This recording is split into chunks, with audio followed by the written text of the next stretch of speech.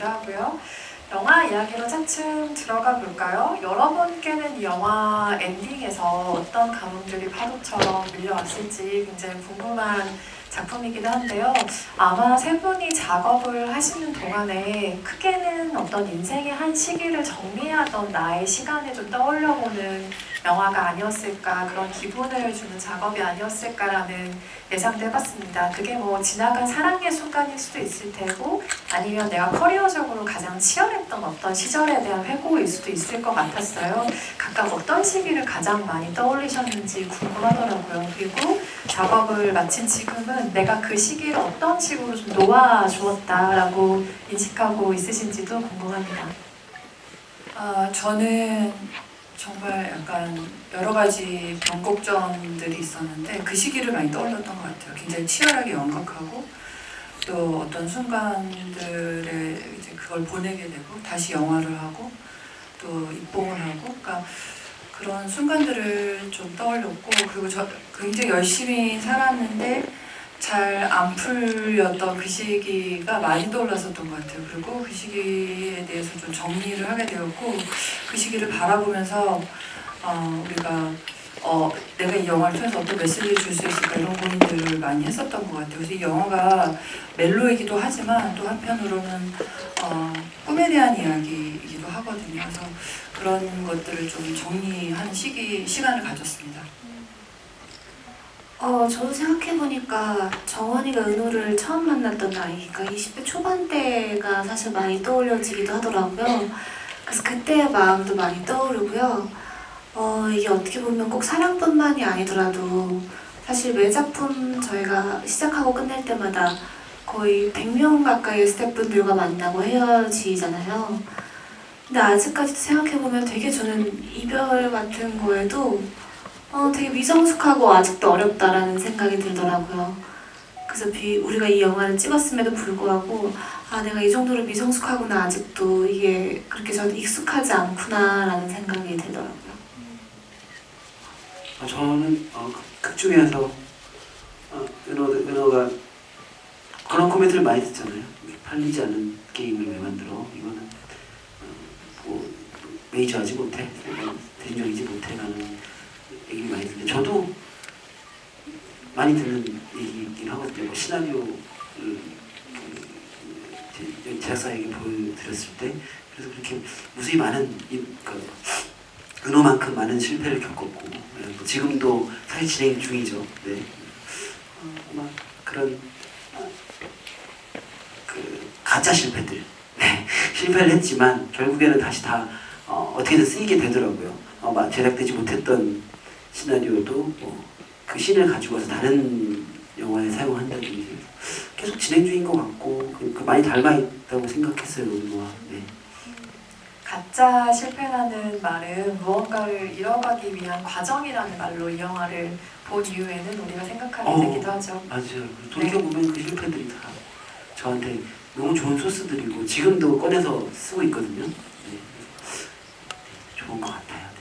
맞아요. 그리고 문가영 배우 이야기 듣다가 생각했는데, 배우들이 정말 매 작품마다 같이 연기하는 상대 배우도 그렇고 본인이 연기해내는 캐릭터도 그렇고 현장에 있는 모든 사람들과 정말 치열하고 뜨겁게 사랑했다가 이별을 겪는, 어쩌면 세상에서 가장 많은 사랑과 이별을 경험하는 사람들이겠다라는 생각이 문득 들기도 했습니다. 하지만 그 과정이 너무 외롭지만은 않기를 생각을 좀 해보기도 하고요.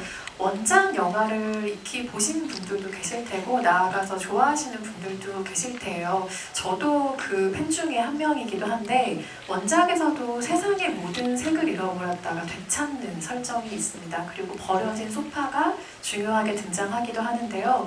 우리가 리메이크 영화를 볼 때 느끼는 일말의 불안이 있잖아요. 내가 원작에서 좋아했던 것들이 이 영화에서 어떤 식으로 각색이 되었을까, 혹은 어떤 식으로 덧대어지고 삭제가 됐을까, 이런 부분들을 약간은 떨리는 마음으로 보게 되는데, 저는 지금까지 한국에서 만들어진 모든 리메이크 멜로 영화를 통틀어서 정말 가장 인상적으로 이 영화를 보기도 했습니다. 하지만 감독의 입장에서 고민을 해보면 그 설정을 둘러싸고 너무 많은 고민이 있었을 것 같아요. 왜냐면 너무 좋은 설정이기 때문에 그냥 이건 가지고 간다, 라는 어떤 다짐이 처음에 있었을 것 같기도 하고 다른 걸로 좀 바꿔볼까 하다가 돌아온 선택일 수도 있을 것 같고요. 저는 뭐 이번이 두 번째 작품이잖아요.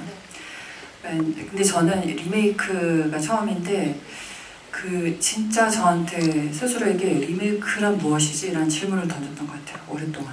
그러니까 왜 이거 이미 좋은 게 있는데 또 리메이크를 하는 걸까? 그리고 리메이크를 한다면 어떻게 해야 되는 걸까? 이런 고민을 정말 많이 했어요. 그리고 그래도 하나 제가 붙잡았던 거는 리메이크는 있잖아. 너무 좋아서 한다라는 거를 잊지 말아야겠다 생각이 들었어요. 그래서 저는 그 영화를 봤을 때 내가 좋았던 거 그건 갖고 가야겠다. 저는 뭐 연출자로서 엄청난 포부가 있거나 그런 것도 아니어서 나는 그 영화를 정말 아주 정성스럽게 나는 너무 놀라운 연출을 해낼 거야 이런 욕심을 버리고 그 영화에서 정말 나한테 좋았던 게 뭐였지? 나한테 인상적이었던 건 뭐였지? 그걸 절대 잃지 말고 리메이크를 해야겠다 라는 생각을 했거든요. 그래서 아마 기자님이 좋아하셨던 거 저도 좋아해서 가지고 왔었던 것 같아요. 그리고 이 가지고 올 때는 좀 변주를 하고 싶었어요. 더 내가 생각하는 이 세계 안에서는 저는 소파도 더 근사한 거였으면 좋겠고 그냥 가영이는 건축을 하고 싶어하는 사람이잖아요. 그러니까 좀 하나 근사한 소파가 있었으면 좋겠다. 이제 가난한 그들에게도 이런 식으로 약간의 변주들이 있긴 했지만 그 마음을 잊지 않으려고 굉장히 노력을 했었던 것 같아요. 내가 그 영화를 처음에 봤을 때 저도 원작이 엄청난 팬이거든요. 내가 너무 좋아했던 거 그거는 가지고 오자 이런 생각을 했었습니다. 맞아요. 이게 바로 우리가 흔히 이야기하는 원작에 대한 기본적인 존중감 같은 것일 거예요. 모든 좋은 영화가 있으니까 사실은 한 번 더 이 다른 버전을 만들어보고 싶은 마음이란 출발선을 잊지 않는 그 마음이 굉장히 중요하게 여겨지기도 합니다. 배우분들에게는 이 세상의 모든 색을 잃어버렸다가 다시 찾는다라는 연출이 어떻게 해석이 되었을지가 궁금한데 저는 이 타이밍이 굉장히 의미가 있는 듯이 보였어요. 왜냐하면 게임상의 설정대로라면 두 분이 재회했을 때 어쩌면 색을 찾을 수도 있는 거잖아요. 그런데 이미 이 두 분이 만나고 여러 가지 이야기를 나누고 공항에서 제대로 된 안녕을 나눈 이후에 편지를 읽을 때, 아버지의 편지를 읽을 때 다시 색이 돌아오는 설정이란 말이죠. 이것을 보시면서 이게 시각적으로도 중요한 설정이지만 뭔가 심정적으로 배우들의 연기의 해석과도 조금 연관이 되는 부분들이 있지 않았을까? 각자 그 해석에 대한 생각들 하시지 않았을까? 라는 생각 들었거든요. 그쵸. 우선 원작에서와 똑같이 그 흑백과 컬러가 나오는데요. 마지막에 제가 생각하기로는 어쨌든 정원이와 은호 둘 다 모든 게 해소가 됐을 때 어떠한 그 꼭 마침표를 딱 찍은 게 아니라 사실 정원이와 은호는 서로를 미워하지 않잖아요. 사실 그 재회가 가능했던 것도 그런 마음이 없기 때문에 둘이 운 좋게 그런 기회를 나누고 대화를 나눌 수 있는 상대였기 때문에 어떻게 보면 서로를 찾기도 하고 사실 본인 자기를 찾은 것 같은 느낌? 그렇기 때문에 그 타이밍에 또 컬러가 찾아지지 않았다라는 해석을 했었어요. 저 타이밍을 분석해본 적은 없고 거기에 있어야 될 자리였던 것 같아요. 네, 감각적으로. 네, 만약에 만나자마자 색이 되찾으면 조금 더 지켜봐야 되는 것 같아요. 좀 이상하지 않을까요? 그쵸. 연출은 어떤 의도가 있는 경우도 있지만 좀 직관적인 경우들도 있긴 하잖아요. 첨언하실 내용이 혹시 있으세요? 저는 그들의 관계에는 아버지도 있다라고 생각했어요. 아버지를 그러니까 아버지를 마지막으로 그 한 가족, 한 집, 정원이가 너무 집을 찾아 헤매잖아요. 그러니까 그런 것에 대한 마무리라고 생각했습니다. 그래서 아버지 편지가 굉장히 중요하다고 생각했어요. 컬러인 경우에 이 두 배우분의 얼굴과 모습들을 보는 즐거움도 각별하긴 하지만 사실 흑백 화면이라고 하는 게 누구에게나 그 화면 속으로 들어갈 기회가 주어지는 환경이 또 요즘은 아니기도 하고 굉장히 시네마틱한 느낌을 주는 설정이라는 생각을 늘 하는데 두 배우분이 흑백 화면에 너무 근사하게 어울리시더라고요. 그 흑백 장면들을 보는 재미와 기쁨도 좀 탁월한 영화였다는 생각이 듭니다. 은호와 정원의 만남을 생각해보면 항상 좀 이동수단이라는 점이 재미있죠. 첫 번째로는 고속버스에서 만났고 두 번째로 다시 만날 때는 비행기 안, 그리고 가장 처음 우리에게 모습을 보여줄 때는 택시 안 이라는 이동 수단을 타고 있다는 점이 재밌는데 그냥 쭉 가는 게 아니라 한 번씩 막힌다는 점도 굉장히 의미심장한 점이에요. 처음 만났을 때는 산사태가 이들의 이동을 막고 그리고 비행기에서는 결항, 태풍의 상황이 이들의 발목을 묶어두게 되는데요. 감독님은 이 이동 수단 그리고 뭔가 한 번씩 막히는 이 경로들에 어떤 해석을 좀 싣고 싶으셨어요? 그 매력적인 것 같아요. 이동 수단과 어떤 사고같이, 마치 사랑이라는 게 사고처럼 벌어지는 것 같고, 그리고 배우들이 정적일 때 근데 그 주변이 이동을 하고 있으면 굉장히 에너지가 있잖아요. 그러니까 그런 에너지들을 좀 불러올 수 있다라는 생각이 들었고, 그거와 더불어 날씨도 굉장히 큰 영향을 저는 그렇게 생각을 했었거든요. 그러니까 처음 만날 때도 날이 굉장히 굳어서 또 산사태가 난 거고, 그리고 두 번째 다 제외할 때도 태풍 때문에 또 결항이 된 거고, 그래서 날씨에 대한 것도 굉장히 매력적인 요소라고 생각을 했어요. 그러니까 왜냐하면 날씨라는 건 여러분 그냥 뼈에, 몸에, 그 감각에 아예 있는 것들이잖아요. 그러니까 비가 오는 날이라고 하면 이미 우리가 빗소리가 들리고 그 비의 축축함과 여러 가지가 그 자신이 갖고 있는 그 감각들이 살아나잖아요. 그런 것들이 사실은 이 영화의 무드라든가 이 상황이라든가 그런 것들을 잘 표현해 준다고 생각을 했고, 더군다나 날씨, 그 사고 이런 것들은 마치 이들의 이 모든 것들이 약간 운명적인 하늘이 뭔가 그런 일이 운명이어서 이런 느낌들을 주기 때문에 굉장히 매력적인 요소라고 저는 연출로서 생각했습니다.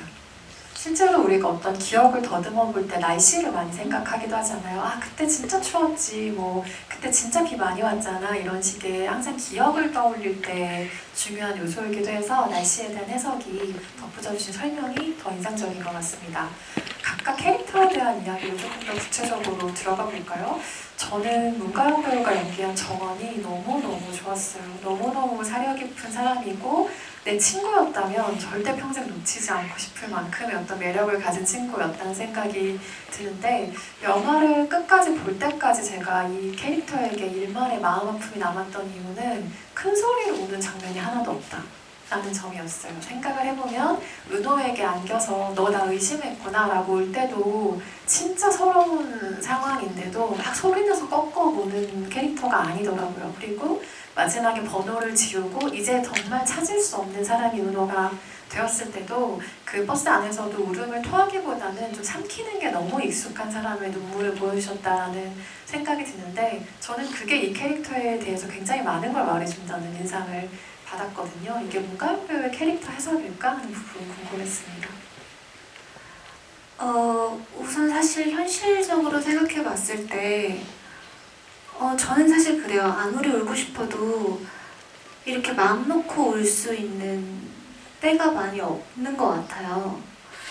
그렇기 때문에 제가 정원이를 사실은 계산적으로 이 아이는 참는 게 익숙한 아이이기 때문에 다 참겠다라는 계산을 하진 않았지만 어떻게 보면 정원이가 울었던 장소들도 그 효과를 불러일으켜주기도 했고요.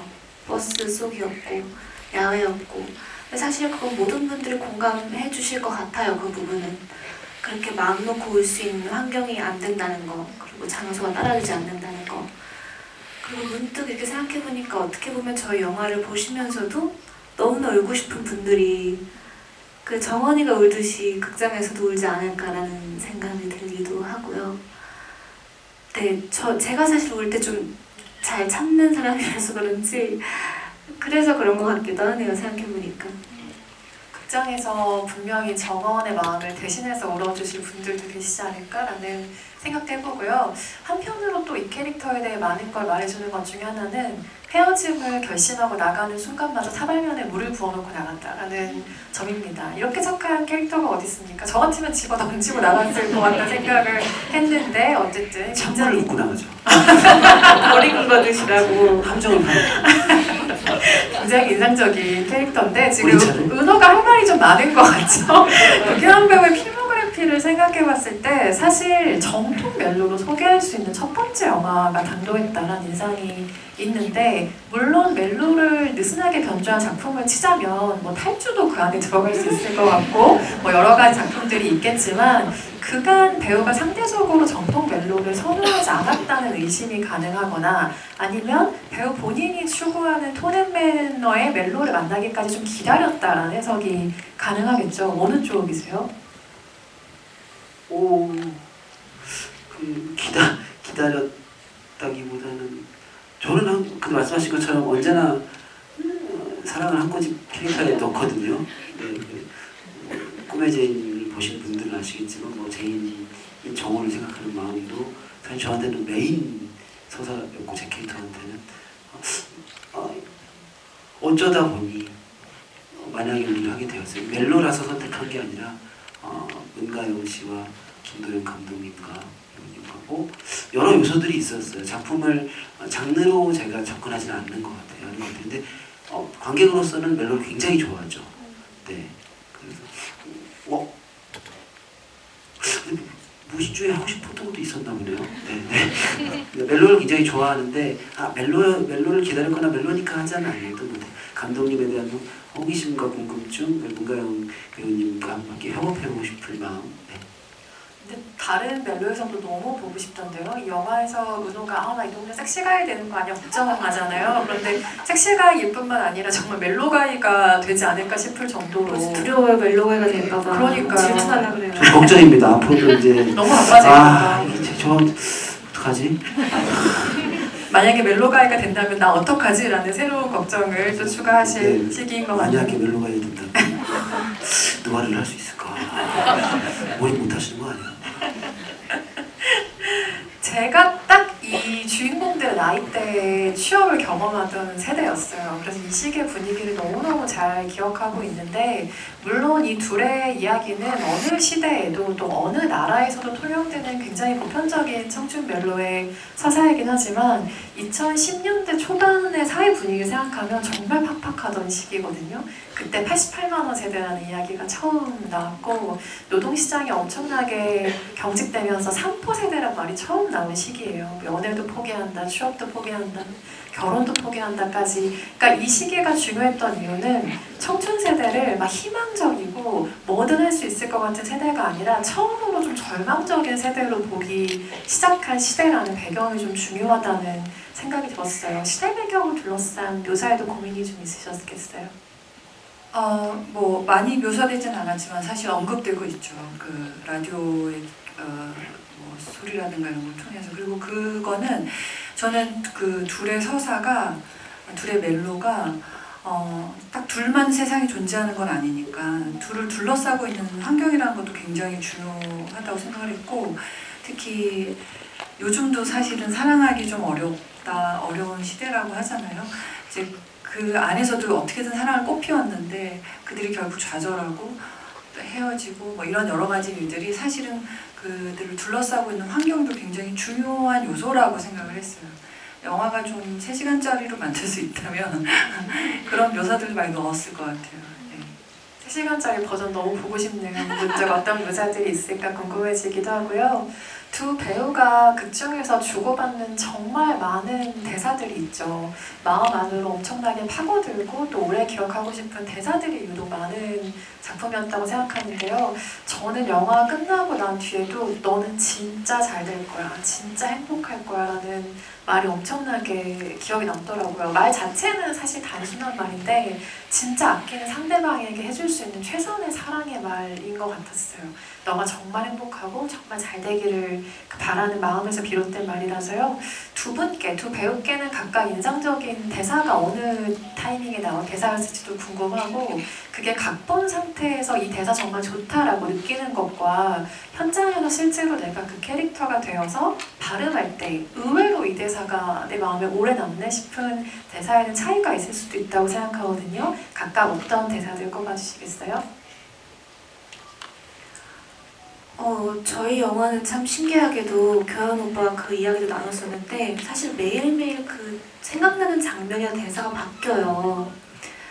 근데 연재해드릴 생각입니다. 맞아. 어디에 연재하실 거지? 근데 떠오르는 것 중에 하나가 사실 그 두 가지 질문의 같은 대사이기도 한데요.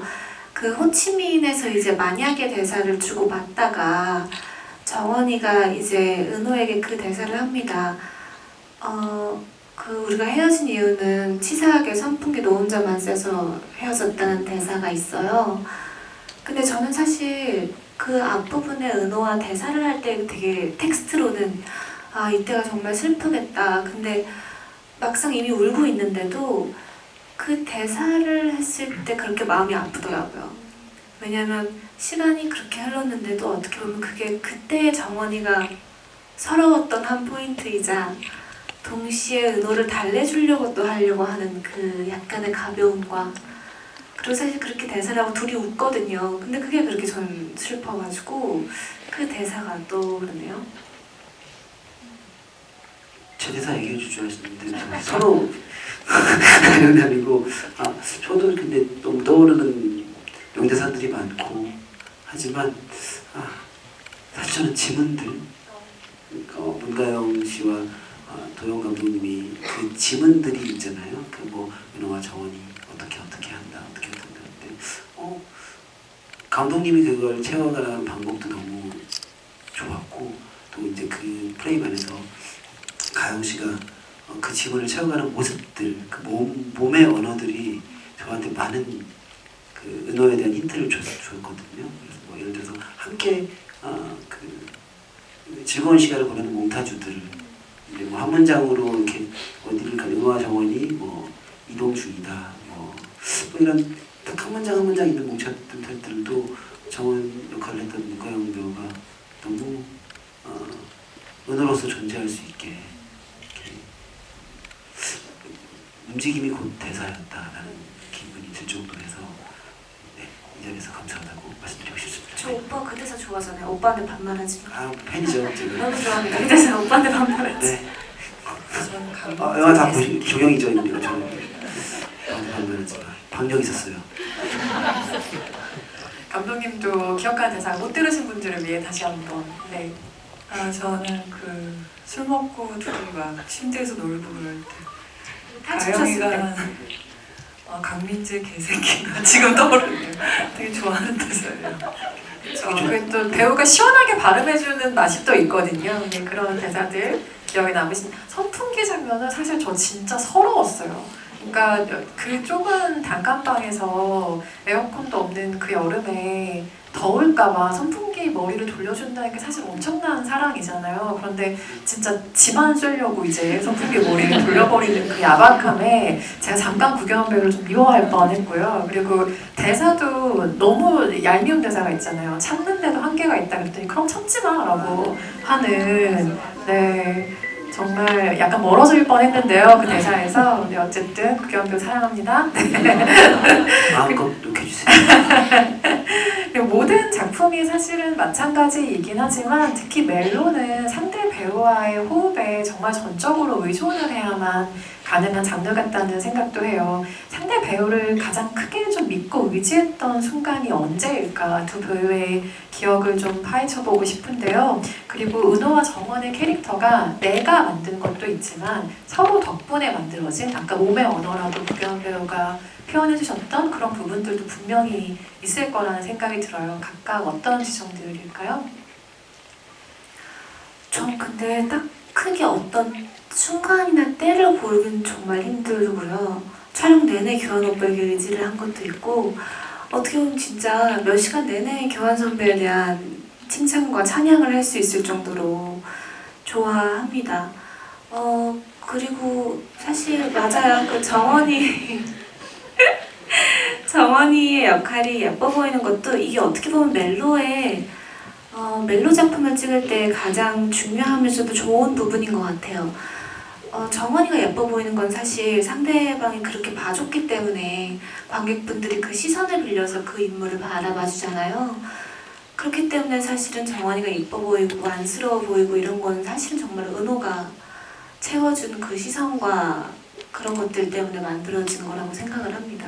아니 이건 바로 잡고 가야 돼요. 그런 부분이 있지만 문가영 배우가 예쁘기 때문이에요.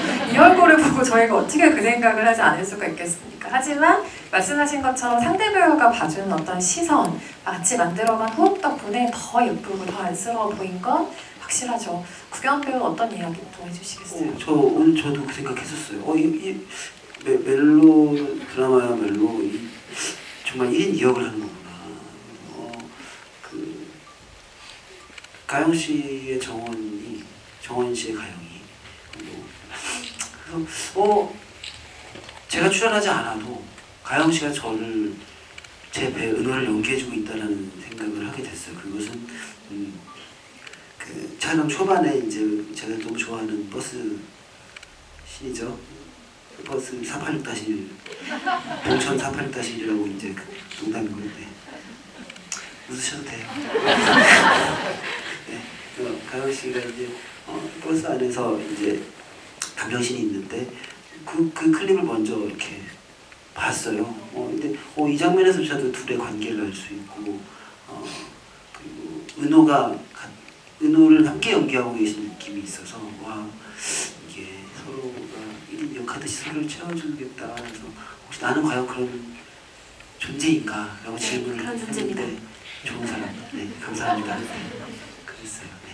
근데 되게 인상적인 표현이에요. 서로가 1인 2역을 연기하면서 내가 화면에 보이지 않는 순간까지 나의 역할까지 상대 배우가 연기해주고 있다는 표현은 멜로 영화를 찍은 상대 배우에게 할 수 있는 정말 최고의 감사 표현인 것 같은데요. 정말 저 특한물 중에 가장 호흡이 가장 아주 섬세하고 밀도 있는 연기를 해야 되는 게 멜로라고 생각을 했어요. 그래서 그렇죠. 또 한편의 멜로를 같이 하신 이재용 배우가 또 서운해하실 수도 있어요. 아니요, 또 이재용 씨도 좋아해요. 하지만 지금의 사랑에 충실하는 것이 네, 그렇죠. 지금의 사랑이 언제나 가장 중요합니다.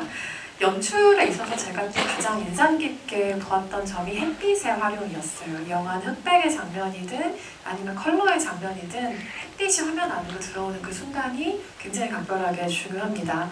예를 들면 두 사람이 그 사이비라고 정원을 부르게 되는 바닷가에서 자기들만의 어떤 기도를 드리는 에릭 노벨 영화 좋아하시는 분들은 이 장면 녹색광선이네 라고 생각하셨을 만한 그 바닷가 장면에서도 사실 해가 쫙 하고 들어오는 모습으로 시작을 하는데 손바닥만한 햇빛을 가진 정원이에게 이거 너 다 가져가면서 햇빛을 보여주는 것도 은호인데 나중에는 자기 게임 좀 하겠다고 커튼을 또 치사하게 닫아버리는 이런 상황이 생기기도 하죠.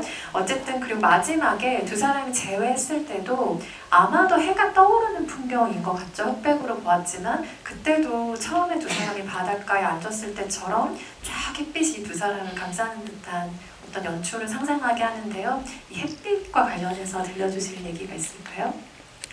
뭐 보신 대로 햇빛은 여러 가지 의미로 쓰였지만 특히 어떤 정원이가 고시원에서 마주하는 햇빛은 정말 가난함을 좀 고단함과 가난함을 보여주는 것 같아요. 그러니까 너무 여러분들 아시는 분도 있겠지만 뭐 반지하에 살거나 너무 팍팍한 데 살게 되면 그렇게 그러니까 빛이 어디에나 있는데 매번 충분히 누리지 못하는 경우가 되게 많거든요. 그러니까 사랑도 사실 늘 있죠. 하지만 우리가 매번 느끼거나 누군가와 깊이 사랑에 빠지거나 그러지 못하는 것처럼 햇빛도 좀 그런 존재인 것 같아요. 그래서 햇빛은 늘 나가면 언제나 야외에 있지만 그거를 막 누릴 만한 여유가 없거나 혹은 물리적으로도 굉장히 좀 차단되어서 햇빛을 가질 수 없거나 아마 정원이는 그 순간에 내가 정말로 너무 초라하다라고 느꼈던 것 같아요. 남들한테 충분히 주어지는 햇빛조차도 나는 못 가지는 존재인가 봐 이렇게 생각했던 것 같고 저희가 태양이 굉장히 여러 번 강조해서 나왔는데 태양이라는 것이 이제 여러 가지 의미가 있는 것 같아요. 떠오른다 혹은 가라앉는다 이거 양쪽 다 너무 아름다운 순간들인 것 같거든요.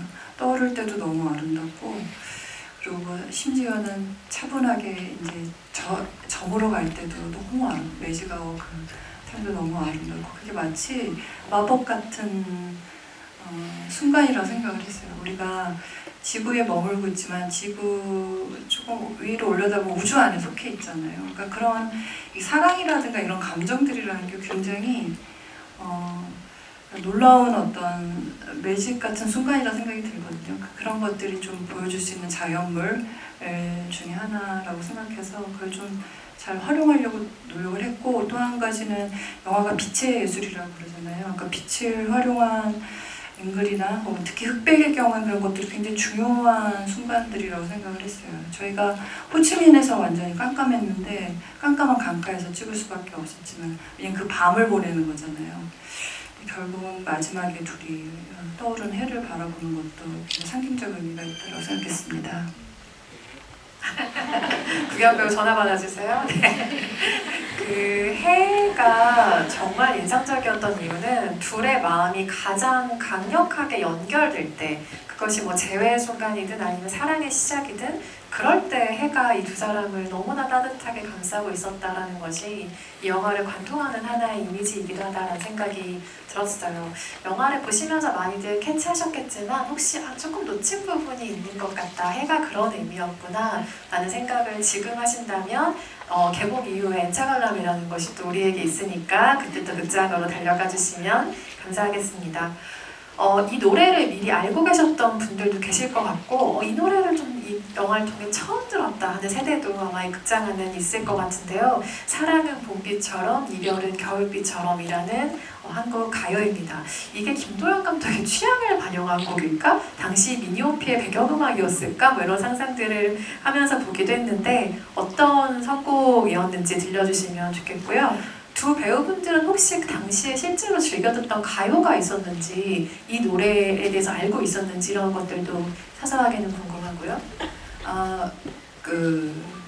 물론 그 이면정 씨의 이 노래는 제 미니홈피에 한 번쯤은 틀어져 있었던 노래인 것 같아요. 근데 일단 제안은 음악 감독이 해주셨고 가장 그 시대, 그러니까 미니홈피에 많이 나왔을 법한 노래들로 좀 우리가 추리면서 이거 그 시절에 또 한번 훑고 지나간 노래여서 좀 해야겠다 생각이 들었어요. 특히 또 비라는 단어가 나와서 저는 너무나 하고 싶었고, 제가 안 그래도 그 질문 때문인지 몰라 좀 생각해봤거든요. 그 당시에 제 미니홈피에 뭐가 틀어져 있었는지. 저는 유재하 씨의 가리워진 길이었었는데 어쨌든 너무 이 노래가 이 영화에 잘 들어맞고 그리고 많은 분들이 좀 사랑해 주셔서 너무 행복하고 기쁩니다. 저희 촬영 때 사실 분장실에서의 DJ는 교환 선배님이었어요. 늘 노래를 틀어주셨어가지고 교환 선배가 틀었던 노래들이 생각이 나고, 그리고 또 저는 오늘과 되게 어울리는 곡인데요. 제가 호치민 촬영 때 오빠에게 얘기해준 곡이에요. 메리 크리스마스 미스터 로렌스라는 피아노 곡인데 그 곡을 호치민 때 들었었죠? 제가 그 호치민 강가 장면에서 좀 감정적으로 이렇게 의도하지 않았는데 갑자기 가영 씨 얼굴 표정을 보고 눈물이 줄줄 나는 거예요. 근데 그게 풀샷이었단 말이에요. 이제 우리는 이제 타이트샷을 들어가야 되잖아요. 풀샷은 안 보여요, 그 눈물이. 근데 거기서 정말 대홍수가 일어난 거예요. 그래서 근데 그걸 제가 재현을 하려고 했던 것도 기억나고, 근데 그때 가영 씨가 툭 또 힌트처럼 어떤 연기의 신처럼, 연기 도사처럼 이 노래를 딱 틀어주시더라고요. 그래서 메리 크리스마스 미스터 로렌스를 로렌스를 들으면서 다시 떠올리게 됐고, 그 장면의 감각을 근데 그래요. 저는 그 대기실에서 원래 한 루틴이 그 영화 혹은 그 당일 회차의 촬영에 대한 무드를 음악으로 계속 붐업을 시키거든요. 만약에 우리는 발라드를 많이 들었었어요. 제가 좋아하는 발라드를 많이 들었었어요. 네. 그래서 일부러 또 영향을 주고 싶어서 더 크게 이렇게 이제 귀 옆에다가 네. 안 들을 수 없게. 네, 이런 감정이다.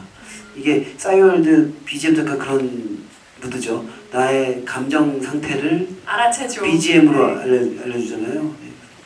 뭐 기쁠 땐 애플로의 미스유였나요? 네, 애플로 그렇고 뭐 여러 많은 음악을 들었던 것 같아요. 전람회 이집. 어, 네.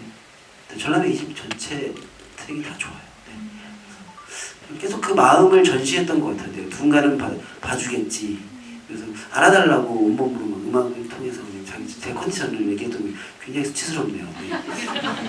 아까 앰플로 얘기하실 때 제가 객석을 싹 봤는데 아마도 2000년대생으로 추정되는 분들은 그게 뭐야라는 표정으로 지금 듣고 계신 것을 제가 잠깐 봤는데 좋은 곡들 오늘 많이 나왔네요. 류이치 사카모토의 연주곡도 너무나 영화 팬들의 가슴 안에 오래 남는 곡이기도 하고 방금 구경 배우가 언급해주신 곡들도 한번 들어보시면 아, 그 시대엔 이런 감정이었구나 라는 것들을 조금 더 이 영화의 분위기와 접합해서 느끼실 수 있지 않을까 싶고 보통 우리가 뭐 전매추 저매추 이런 식으로 얘기하잖아요. 지금 막 떠오르신 곡을 DJ로서 또 한 곡 추천해 주신다면 오늘 좀 그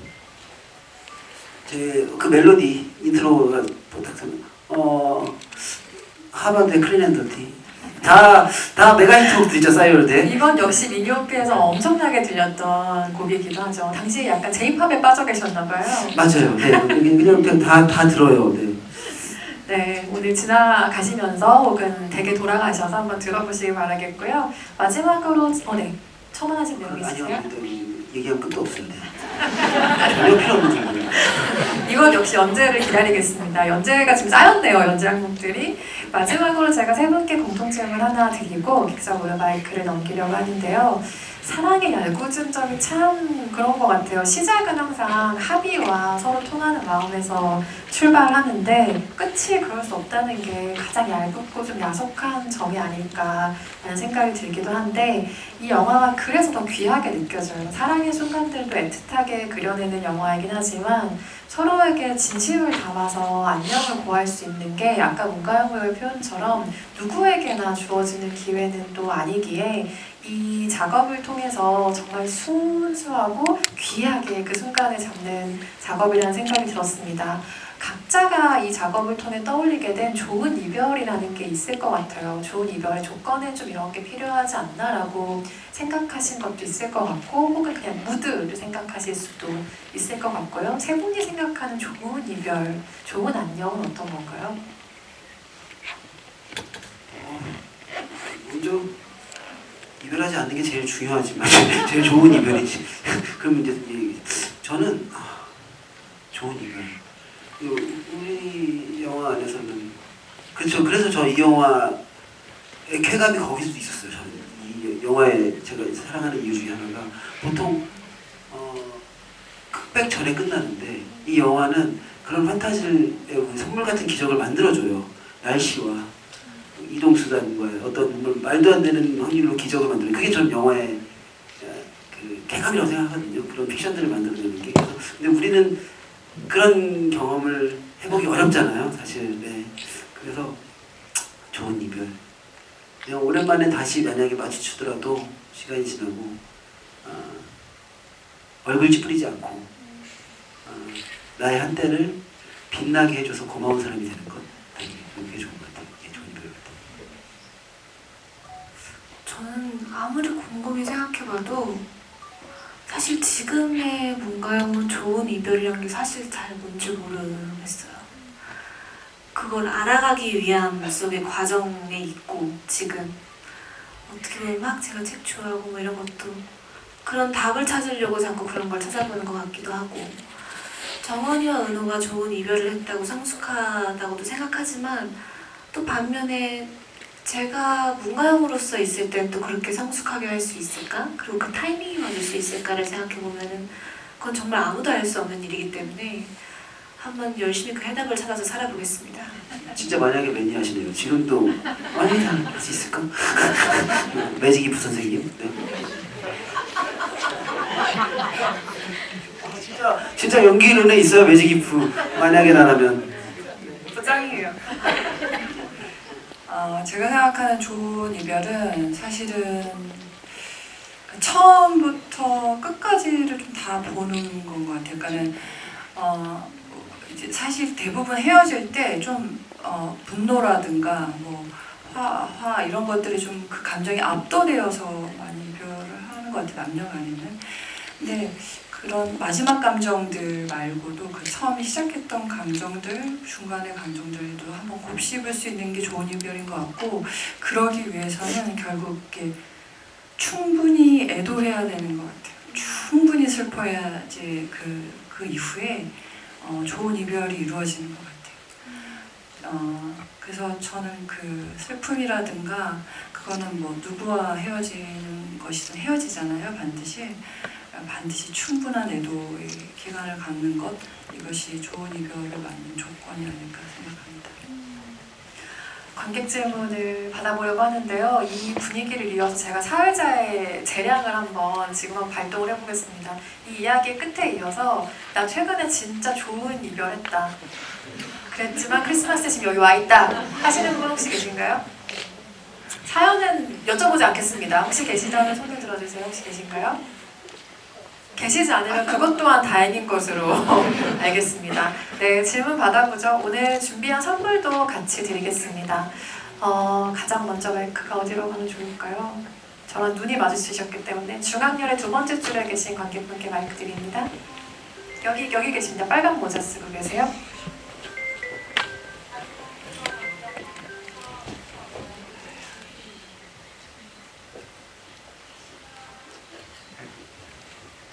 은호처럼 빨간 모자를 썼는데요. 두 분 배우께 이제 궁금한데, 이제 현실로 돌아온 두 분 배우들이 과연 그 과거를 잊고 다시 잘 살아갔을지, 그게 배우 극중의 인물로서 어떤 생각을 가지고 살아갈지가 궁금합니다.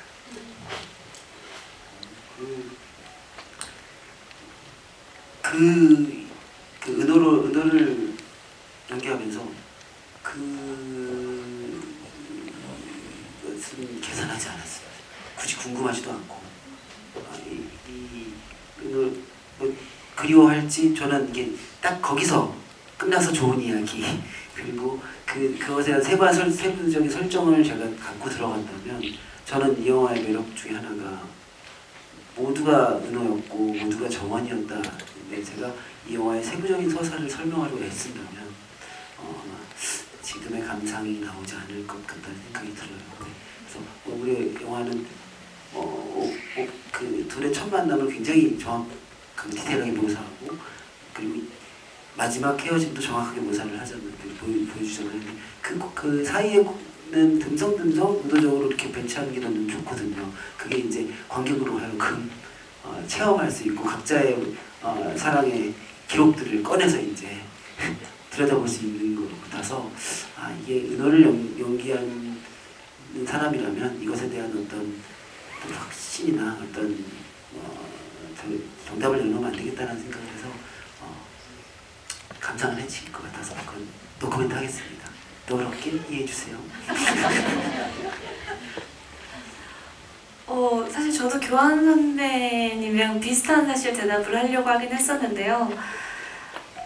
맞아요. 저희 영화가 헤어짐 이후에도 이렇게 비어있는 시간들이 있으면서 현재에서 만나는데, 저도 사실 비슷합니다. 그렇게 세세하게 계획을 짜는 순간 사실 그 뒤에 흑백으로 있었을 때의 연기들이 훨씬 더 어려워진다고 생각을 했어요. 왜냐면 멜로나 특히나 다시 재회했을 때의 이런 마음과 행동들이 되게 작은 손짓 하나, 작은 시선 하나가 되게 그 멜로의 농도나 감정에 되게 많은 영향을 주기 때문에 그 부분들을 사실 채우기 시작하면 너무나 복잡해질 것 같은 거예요. 그래서 저도 교환 선배님 저를 너무나 치밀하게 생각하진 않았었던 것 같고, 똑같이 그 뒤는 사실은 관객분들이 약간의 퀘스천 마크처럼 갖고 계셔주는 게 어떻게 보면 또 이 영화의 약간의 낭만과 많은 생각을 해주게 하는 포인트라고 생각을 합니다. 네, 낭만 지켜드리겠습니다. 여기까지 답변 듣고요. 다음 질문 받아볼까요? 사이드에 번쩍 손 드신 분? 기억나요? 네 번째 줄에 계신 분이요? 최대한 이 관계에 대해서 어떤 그 위험한 것들을 몇 개 지원했죠. 눈빛 조심. 성인이 됐을 때 다시 재회했을 때 눈빛에 대한 어떤, 우리가 이 둘의 다시 성인이 아니지 그 시간이 지났을 때 그 관계를 응원하는 영화는 아니니까. 네, 질문해주세요. 그 영화 원작을 보고 왔었는데 그 재회하는 장면에서 원작에서는 I miss you를 너를 놓쳤어라고 표현을 했던 걸로 기억이 나거든요. 근데 이번에 리메이크된 작품에서는 너를 놓쳤어를 가영 배우님이 내가 너를 놓았어로 표현을 해주셨던 게 기억에 남아서 원작의 후회의 정서를 이렇게 바꾼 이유가 있는지 아니면 그 정서를 어떻게 표현을 하려고 하셨는지랑 교환 배우님께서는 그 원작에서처럼 내가 너를 놓쳤어라고 똑같이 표현을 해주셨는데 그 이유도 궁금해서 답변 듣고 싶습니다. 답변 생각하십니까?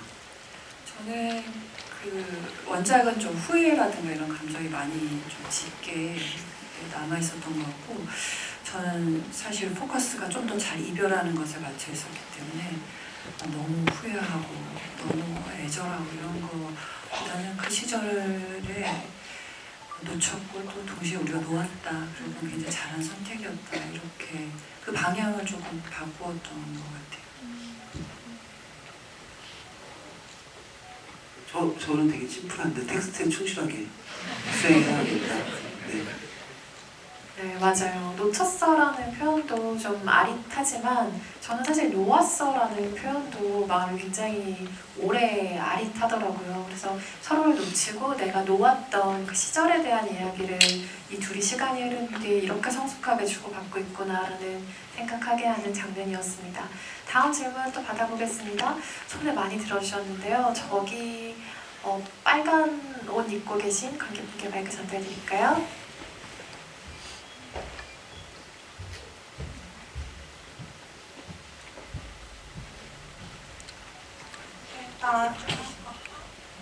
두 분이 빨간색이셨군요. 그럼 두 분 다 마이크 기울여드리겠습니다. 네. 그 헤어진 이유가 마지막에는 만약에 이랬으면 헤어졌을 것 같아, 만약에 그랬으면 이혼했겠지 이러는데 마지막에 지하철에서 잡았으면 우리는 만났을 거야 영원히. 왜 꼭 지하철에서 잡았으면 만났을까라는 이유가 너무 궁금했거든요. 네, 그게 저의 질문입니다. 이제 그들이 이제 물리적으로 헤어지는 그 순간이었고, 그 질문과 대답은 사실은 정원이가 아주 솔직하진 않았다라고 생각해요. 저는. 그러니까 근데 이제 그 순간, 그 질문의 그 순간, 정원이가 그 순간 아주 한 번 솔직하게 얘기했었던 것 같아요.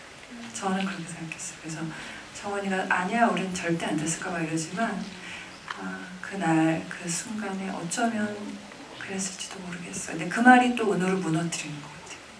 그래서 내가 널 놓쳤구나. 그러니까 아니야. 다시 또 정원이가 추스리죠. 그리고 그러니까 그 질문이 그 정원이 처음으로 자기의 마음을 진짜 딱 보여준 순간이라 생각했고, 그 순간 진짜 아픈 순간이라 생각했어요. 그 지하철 문 닫히는 장면 생각해보면 둘이 헤어지게 되는 정말 결정적인 순간이죠. 근데 저는 항상 사람이 진짜 결정적인 순간에 하는 말보다 신체 반응이 먼저인 것 같거든요. 그래서 그때 은호의 그 뒷걸음질 치는 발과 우산을 꽉 쥐고 있는 손이 서로 다른 말을 하고 있다는 생각이 들었어요. 그래서 이 사람의 갈등이 어떤 대사나 무언가가 아니라 이런 식으로 표시가 된 이 지문도 굉장히 인상적인 영화다라는 생각을 그 장면에서 했던 기억이 있습니다. 그 옆에 또 빨간색 옷 입으신 관객분 마이크 드릴게요. 제가 착각해서 죄송합니다. 아닙니다. 네. 일단 영화 너무너무 잘 봤고요. 저는 영화를 보다 보면 등장인물 이름에 좀 집중을 많이 하게 되는 것 같아요. 사람은 좀 이름대로 살아가는 것 같다는 생각도 많이 해서요. 그래서 은호랑 정원이라는 이름이 너무너무 어울린다라고 생각을 했거든요. 은호는 약간 유들유들할 것 같으면서도 호로 끝나니까 좀 단단한 느낌이고, 정원이는 약간 중성적인 느낌이면서도 잘 안 겹치는 것 같아서 제가 주변 정원이라는 이름 본 적이 없거든요. 그런 것들이 좀 재밌다라고 생각을 했는데, 혹시 배우님들도 찍으면서 그런 어떤 이름에 대한 생각을 해보셨는지 아니면 그런 비하인드가 있는지 좀 궁금했던 것 같습니다. 혹시 장명소에서 일하시는 분 아니세요? 이름에 대한 엄청난 지금 좋은 해석을 들려주셨는데, 배우분들 이름에 대한 얘기 들어보고 감독님 첨언하실 내용이 있다면 추가로 들어보죠. 저는 제 이름 너무 마음에 듭니다. 가끔 교환 선배님 가든이라고 불러주기도 했는데 가든이인데 또 그 정원이에게 그 가든이 중요하죠. 왜냐면 집을 나중에 지었을 때 정원이 있잖아요. 정원 속에. 그렇기 때문에 그게 생각이 나네요. 잔돈 교환을 이용하는 교환입니다. 그 이름에 대해서 근데 저는 되게 은호야 그 발음에 타격감이 좋다까지는 생각을 해봤어요. 근데 지금 생각해보니까 그 정원 앞에 은빛 호수의 강인가요? 호가 흐르는 은빛 아무튼 그냥 어디 착 달라붙는 이름이긴 했어요. 네. 나중에 제가 영화 제목 지을 때 한번 찾아뵙겠습니다. 연락처 주고 가세요. 네, 되게 해석도 좋으시고 네. 역시 영화는 같이 만들어가는 것 같아요. 네, 정원하실 게 없다고 하고요. 이쪽 사이드 관객분께도 마지막으로 마이크 드려볼까요? 맨 뒤에 계신 관객분께 마이크 드립니다.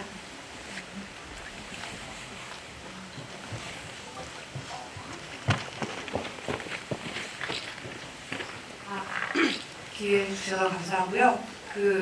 저는 10학번인데 16학번으로 은호랑 정원이 나오잖아요. 그래서 그때 뭐 4살 차이 나는 선배들이었는데 그때는 되게 차이가 많이 나 보였는데 여기서 너무 귀엽고 그렇게 청춘처럼 나와서 좀 개인적으로 재밌었고 그냥 약간 상상력을 덧대서 하는 질문인데 싸이월드 할 때 저희가 그 아까 BGM도 이렇게 자기 기분을 표현한다고 하셨었는데 사실 이제 일촌명을 서로 일촌을 걸 때 일촌명을 짓잖아요.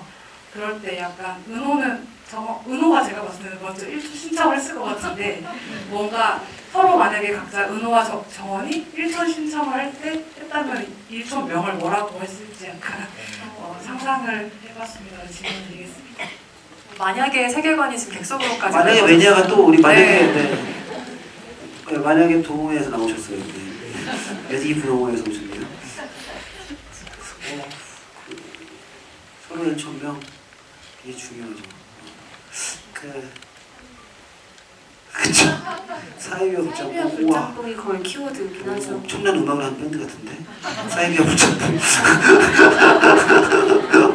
엄청나게 멋진 음악을 하는 밴드. 사이비와 불짬뽕 괜찮은데. 괜찮네요. 네, 사이비와 불짬뽕. 네.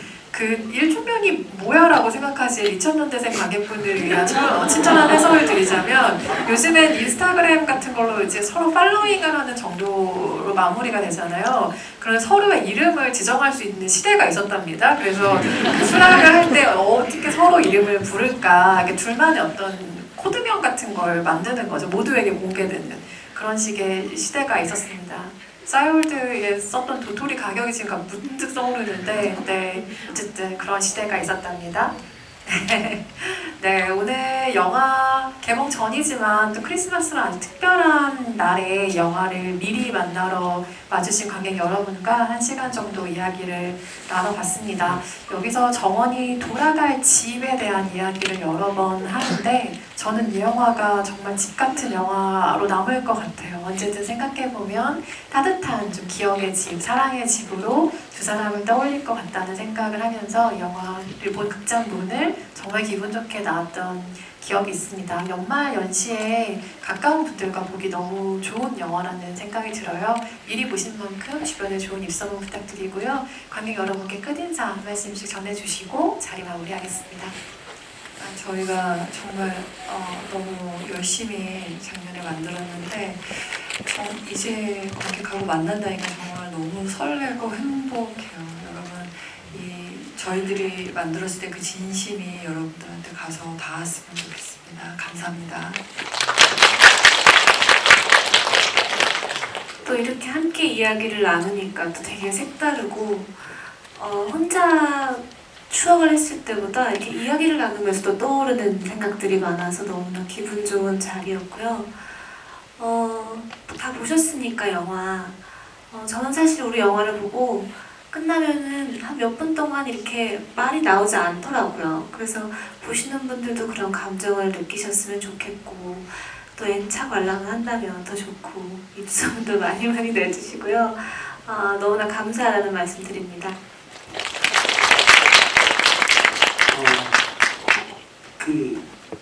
이 작품에 참여한 배우이기도 하는데 지금도 영화에 대한 감상이 계속 실시간으로 저도 변해요. 또 계속 되게 생물 같은 영화니까 뭐 엔차갈락을 유도하는 건 아니지만 이 영화가 잘 돼서 제가 충분히 섹시가이가 될 수 있도록 농담이고 그래서 오늘 이 자리에 약속처럼 데이트하듯이 와주셔서 너무 감사드리고 이 시간 내주셔서 너무 감사드립니다.